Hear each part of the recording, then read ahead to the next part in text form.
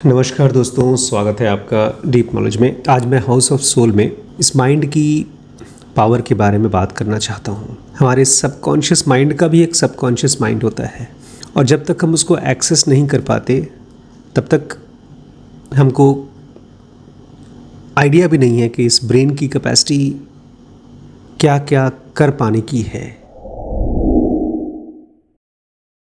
जिसको Joseph Murphy ने the power of subconscious mind कहा है, वो केवल एक ऊपरी सतह है सबकॉन्शियस माइंड का। उसके गहरे में बहुत गहराई है और वो रैंडम नहीं है। वो जिसको हम मानते हैं सबकॉन्शियस माइंड के ढेर सारे थॉट्स, ढेर सारे फीलिंग्स का और ढेर सारी एक्टिविटीज़ का खिचड़ी ये नहीं है।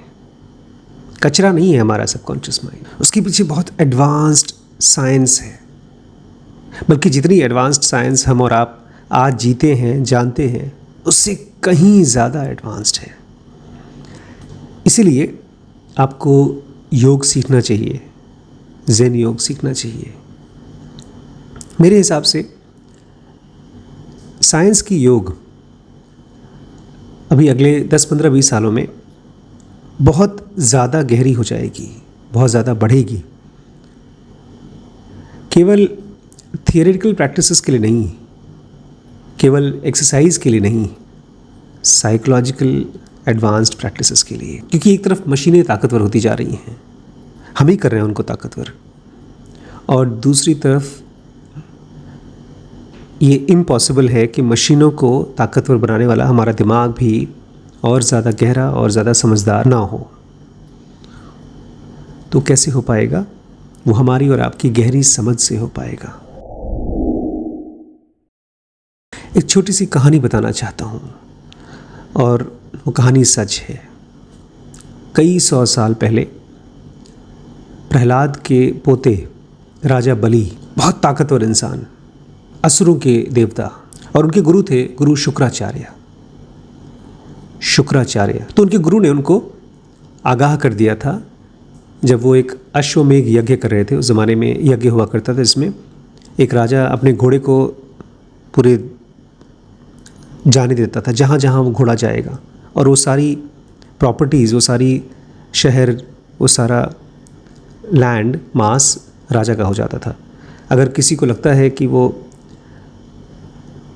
नहीं चाहता अपनी प्रॉपर्टी देना या उस राजा की राज्य को नहीं एक्सेप्ट करना चाहता, तो फिर वो फाइट कर सकता है, खड़ा हो सकता है। लेकिन राजा बलि बहुत अच्छे थे असुरों के राजा, लेकिन फिर भी बहुत अच्छे थे। धीरे धीरे कहते हैं उनका माइंड कंफ्यूज्ड हो गया, और उनकी वजह से, जैसा हमेशा होता है, इंद्र और बाकी देवी देवता परेशान हो गए। वो गए विष्णु के पास और विष्णु से प्रार्थना किया कि किसी तरह से हमको बचाइए राजा बलि के प्रकोप से। कहानी ये भी है कि राजा बलि ने कहीं थोड़ा सा अमृत चख लिया था, इसलिए कोई उनको मार नहीं पा रहा था, और विष्णु के बड़े भक्त थे वो राजा बलि। तो विष्णु ने मना कर दिया कि मैं उसको मारूंगा नहीं। इसके पीछे गहरी बात है और गहरी बात है। लेकिन विष्णु के सब भक्त हैं, ये देवी देवता वो सब भक्त हैं। तो विष्णु ने कहा मैं तुम्हारी प्रॉब्लम सॉल्व करने के लिए आऊँगा। फिर धरती पे आए एक बौना का रूप लेकर के, एक ड्वार्फ का रूप लेकर के, इसको वामन कहते हैं, उसी को वामन अवतार कहते हैं। और जब वो राजा बलि के पास पहुँचे, एक ब्राह्मण छोटे से, तो भिक्षा मांगने आए। उस समय गुरु शुक्राचार्य ने राजा बलि को वार्न किया था कि ये खुद विष्णु है और तुम्हारा सब कुछ लूट के चले जाएंगे। इसके बावजूद राजा बलि ने विष्णु को पूछा, मतलब वामन को पूछा, आपको क्या चाहिए? तो वामन अवतार ने उनसे 3 पग ज़मीन मांगी, 3 पैर भर के ज़मीन। पहले कदम में उन्होंने पूरा धरती और पूरा आसमान नाप लिया, मतलब फिजिकल वर्ल्ड नाप लिया। दूसरे कदम में उन्होंने मॉलिक्यूलर वर्ल्ड और इलेक्ट्रॉनिक वर्ल्ड भी जीत लिया, मांग लिया, यानी सब कुछ ख़त्म हो गया। इस फिज़िकल वर्ल्ड में भू भुवः सुवः तीनों थे, और राजा बलि सपोजिटली वो तीनों के राजा थे। और वो सब जीत लिया। एटलीस्ट जहाँ जहाँ तक भी उनका राज्य था वो सब जीत लिया राजा बलि ने, और वो सब अब दे दिया वामन अवतार को। फिर ऐसे ही एक मजाक के रूप में वामन अवतार ने उनसे पूछा कि राजन, अब तीसरा कदम कहाँ रखूं? लेकिन खाली मजाक नहीं था, इसके पीछे एक गहरा इंडिकेशन था। उनके पास कुछ था जो वो दे सकते थे। जब तक आपके पास कुछ है तब तक आप ट्रू सेल्फ तक नहीं पहुंच पाते। तो जो था वो दे दिया बलि ने, राजा बलि ने। उन्होंने कहा, आप तीसरा कदम मेरे सर पे रख दीजिए। बहुत फेमस कहानी है, और सर पे रखने का मतलब होता है अपने अहंकार को देना, अपने विचारों को देना, अपनी आइडेंटिफिकेशन को देना। मैं जो कुछ भी हूँ अब आप ले लीजिए। उसके बाद कुछ मानते हैं कि वो राजा बलि वैकुंठ चले गए, अपने गुरु शुक्राचार्य के अगेंस्ट गए, विष्णु को खुश किया, बलिदान दिया। इसलिए जो भी दान दिया उसको बलिदान कहते हैं। आज दुनिया भर में बलिदान उसी से आया है।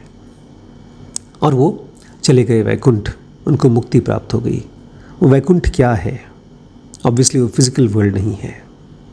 वैकुंठ कैसे मिलता है? ये इसी ब्रेन से मिलता है, इसी cerebrum, cerebellum, hypothalamus, medulla oblongata, ये सब ब्रेन के पार्ट्स हैं। इसी से मिलता है आपको परम सत्य।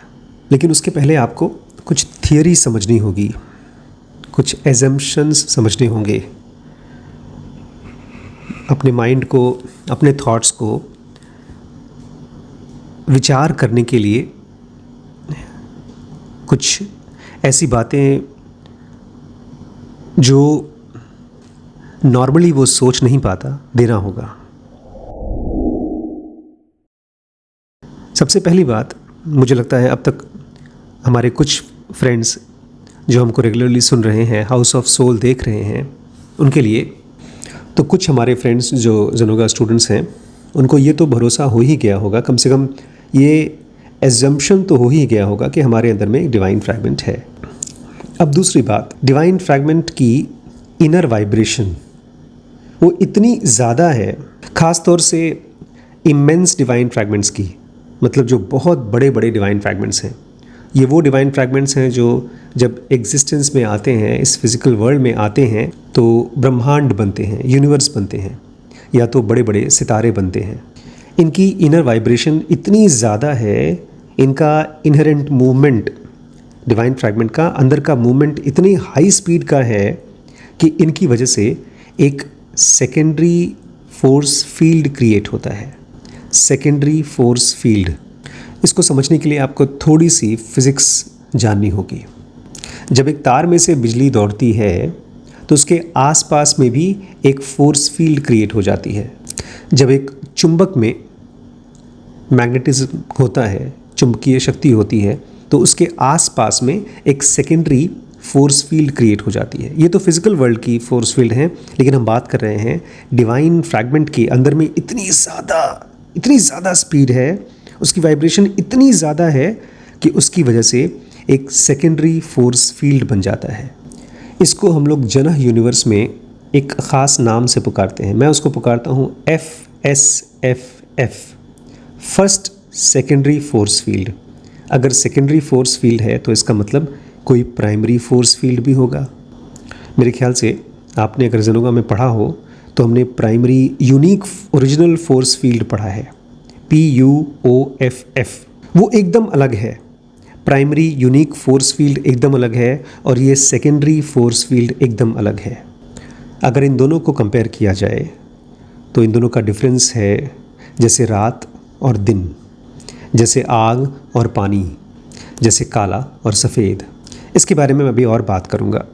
तो ये जो सेकेंडरी फोर्स फील्ड है ये जन यूनिवर्स में शुरू होता है, और इसी की वजह से, ये नहीं, इसी की वजह से फ्यूचर में जाकर एग्जिस्टेंस में एक बहुत जेंटल सब्सटेंस बनता है। ये अभी कई एटर्निटीज़ बाद एग्जिस्टेंस में आने वाला है। और इस सेकेंडरी फोर्स फील्ड के और बहुत से इफ़ेक्ट्स होते हैं और बहुत से रिजल्ट्स होते हैं जो कि फ़िज़िकल वर्ल्ड में बहुत सी घटनाओं का कॉज बनेगा। फ़िलहाल जो साइंटिस्ट बात करते हैं फोर्स फील्ड की, तो हमारे फ़िज़िकल वर्ल्ड के फोर्स फील्ड की बात करते हैं। ये बहुत कमज़ोर है, ये बहुत बाद का असर है उसी सेकेंडरी फोर्स फील्ड का। जैसे किसी ओरिजिनल फ़ोटो की आप फ़ोटोकॉपी लीजिए, फिर फ़ोटोकॉपी लीजिए, फिर फ़ोटोकॉपी लीजिए, ऐसे करते करते करते अगर 10, 15, 20 फ़ोटोकॉपीज़ ले लीजिए, हर एक फ़ोटोकॉपी की फिर दूसरी फ़ोटोकॉपी, ऐसे लास्ट फ़ोटोकॉपी में बस कुछ रेशे दिखाई देंगे, कुछ काला सफ़ेद दिखाई देगा जो कि उस ओरिजिनल का है। ऐसे ही सेकेंडरी फोर्स फील्ड जो कि जन्म में क्रिएट हुई है, और वो क्यों हुई है? हमारी और आपकी डिवाइन फ्रैगमेंट की हाई स्पीड की वजह से, अंदर की हाई वाइब्रेशन की वजह से, वही आगे चल के इस एग्जिस्टेंस में सर्व करती है बहुत सी घटनाओं का कारण के रूप में। आज वैभव मेरे पास आए और मैं कुछ लिख रहा था, एक रजिस्टर में कुछ लिख रहा था, तो बोलते हैं क्या लिख रहे हैं? तो मैंने कहा जो हमारे वीडियोस बनने वाले हैं WBX के नेटवर्क इफ़ेक्ट के नेटवर्क प्रोडक्ट हम लोग बना रहे हैं। एक बहुत ही यूनिक सब्जेक्ट है जिसमें हम लोग व्हाट्सएप, इंस्टाग्राम, फेसबुक और ढेर सारे लिंक्डइन जैसी कंपनीज़ को समझने की कोशिश करते हैं कि किस तरह से ये इतनी तेज़ी से इतना बड़ी हो गई। तो वो चीज़ हम लोग कवर कर रहे हैं अपने WBX में। तो मैं उसके नोट्स बना रहा था। नोट्स क्या, चैप्टर्स के नाम लिख रहा था कि कौन कौन से चैप्टर्स हम लोग कवर करने वाले हैं। तो वो मेरे पास आए और बोलते हैं आप इसको लिख क्यों रहे हैं? मैंने कहा ये ब्रह्मा जी की कॉपी है, विधि का विधान है, जो चीज़ इसमें लिख लिया गया है वो चीज़ बन के रहेगा। तो वो हंसने लगे, बोलते हैं अच्छा। फिर मैंने उनको समझाया कि जब हम किसी काम को लिख लेते हैं, और मैं ख़ास तौर से जब कोई वीडियो बनाने वाला होता हूँ तो उसको पेंसिल से लिखता हूँ रजिस्टर में, और जब वो कंप्लीट कर लेता हूँ फिर मैं उसको पेन से लिखता हूँ, उसी के ऊपर पेन चला देता हूँ। तो मैंने उनको दिखाया, देखो इस तरह से मेरी प्लानिंग बहुत अच्छे से हो पाती है। और मान लो फ़िलहाल अभी हमको नेटवर्क प्रोडक्ट में एटलीस्ट 100 वीडियोज़ बनाना है, तो 100 वीडियोज़ की प्लानिंग अभी से चालू हो गई है जो अगले 100-150 दिन में हम बनाने वाले हैं। तो उस प्लानिंग को करने के लिए ये कागज़ और ये पेंसिल बहुत हेल्प करती है। जो भविष्य में वीडियो आने वाले हैं उसके लिए ये कागज़ पे लिखी हुई लकीर एक तरह से पत्थर पे लिखी हुई लकीर की तरह हो जाता है। तो हंस रहा था, लेकिन मैंने कहा इसी तरह की दिक्कतें आपके ब्रह्मा जी को भी आते होंगी, बिकॉज ब्रह्मा जी को तो ढेर सारे यूनिवर्सेस क्रिएट करने हैं, ढेर सारे सूरज, चांद, सितारे बनाने हैं, और उसमें भी हम इंसानों को पैदा करना है, हमारी किस्मत को लिखना है। तो कितना डिस्ट्रैक्ट हो जाएंगे ब्रह्मा जी। इसीलिए वो भी विधि का विधान लिखते हैं, इससे उनको प्लानिंग करने में आसानी होती है। तो ये तो बच्चे को समझाने के लिए एक कहानी बोली गई है, ब्रह्मा, विधि, विधान।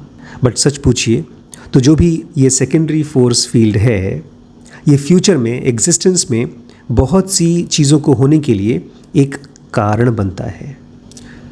तो अब तक हुआ क्या?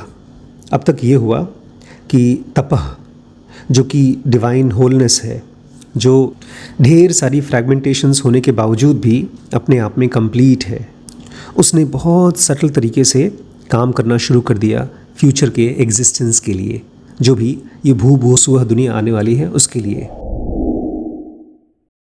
अब एक बड़ी इंपॉर्टेंट चीज़ मैं चाहता हूँ आपको यहाँ पर याद हो जाए, आपको समझ में आ जाए। हम लोग इस समय फिज़िकल वर्ल्ड में जी रहे हैं और इस दुनिया का एक बहुत बड़ा श्राप है, और उसका श्राप का कंप्लीट इरेडिकेशन हो जाता है जब आप क्रिएशन में पहुँचते हैं। और वो श्राप है मल्टीप्लिसिटी, या तो कहना चाहिए सेपरेटेडनेस। हम सब यहाँ पर अपने प्रियजन के साथ रहना पसंद करते हैं, हम सब सोशल एनिमल्स हैं, लेकिन असल में हम लोग सोशल एनिमल्स नहीं हैं। हम सब लोग एक हैं। मैं, मेरी पत्नी, मेरा बेटा, मेरा परिवार, मेरा देश, मेरी दुनिया, ये सब के सब एक हैं, लेकिन फिर भी एक जैसा महसूस नहीं करते, हम अलग अलग महसूस करते हैं। लेकिन डिवाइन फ्रैगमेंट्स जब क्रिएशन में होती हैं तो वो अपने आप को कंप्लीट महसूस करती हैं, उनमें कोई मल्टीप्लिसिटी नहीं होती है। जैसा मैंने पहले के वीडियोज़ में जिक्र किया है, वो एक दूसरे के अंदर में मर्ज हो सकती हैं और उसमें से रीमर्ज हो सकती हैं, अलग हो सकती हैं। और डिवाइन फ्रैगमेंट में कोई सेंस ऑफ टाइम और स्पेस नहीं होता, क्योंकि उनकी स्पीड हमारी और आपकी कल्पना से कहीं तेज़ होता है। इनफैक्ट फिज़िकल वर्ल्ड में हमारी स्पीड इतनी कम है क्योंकि हम 2400 घंटे इस ब्रेन को यूज़ करते हैं आसपास में रिकॉर्डिंग करने के लिए। ऐसे मान के चलिए जैसे आपकी आँख, कान, नाक, ये सब चीज़ें आसपास में 2400 घंटे कुछ न कुछ रिकॉर्ड कर रहा है, इसलिए वो आगे नहीं बढ़ पा रहा है, वहीं फंसा पड़ा है। इसको ऐसे समझिए जैसे कोई एक कार है या एक बहुत तेज़ी से उड़ने वाली हवाई जहाज़ है, लेकिन उस हवाई जहाज़ का काम ये भी है कि वो जब उड़ रहा है तो आसपास की हर एक चीज़ को रिकॉर्ड करे, मेंटेन करे। तो बेचारा हवाई जहाज़ रिकॉर्ड करने में फंस गया है, इसलिए आगे बढ़ नहीं पा रहा है। यही हालत हमारे और आपकी बॉडी की वजह से है। लेकिन ये प्रॉब्लम हमारे डिवाइन फ्रैगमेंट की, हमारे आत्मन की नहीं है। वहाँ पर कोई आई, माई, यू, दे ये सब नहीं है, वहाँ पर कोई द्वैत नहीं है। लेकिन ये सब कैसे भरोसा हो हमको और आपको? ये सब सुनने में थियरी लगती है, ये सब अच्छी अच्छी कहानियाँ लगती हैं, लेकिन ये हमारे और आपके ज़िंदगी का पार्ट कैसे बने? जैसे रमन के साथ हुआ, जैसे कृष्ण के साथ हुआ, हमारे और आपके साथ कैसे होगा? इसको समझने के लिए एक लास्ट बात सुनिए और उसको समझिए।